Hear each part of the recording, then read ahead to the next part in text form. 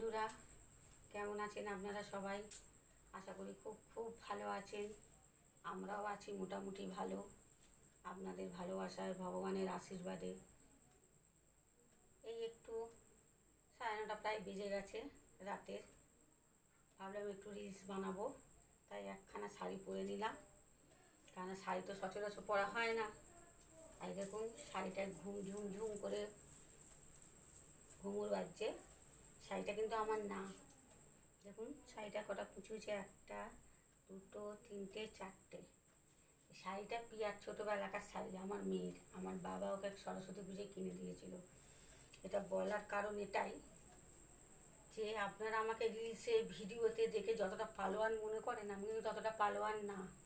তার প্রমাণ এই শাড়িটা দেখুন, পুরো ভালোভাবে আমার হয়েছে। পিয়ার ছোটোবেলাকার শাড়ি, 4টে কুচি।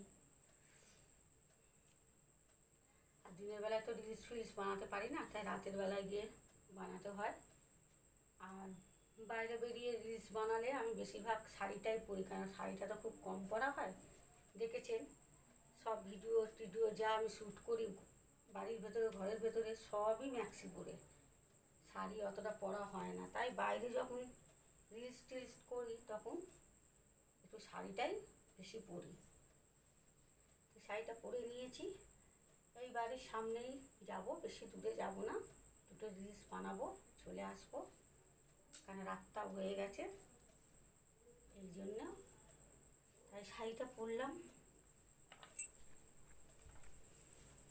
ঘুঙুর টুঙুর লাগানো শাড়ি পরে নিয়েছি। যাই কটা রিলস বানাই।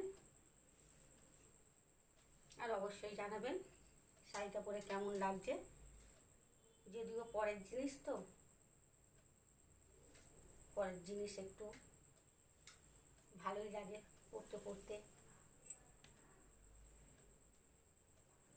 বুঝছেন, যতই মেয়ে হোক তবু তো আমার তো নয়, জিনিসটা ও।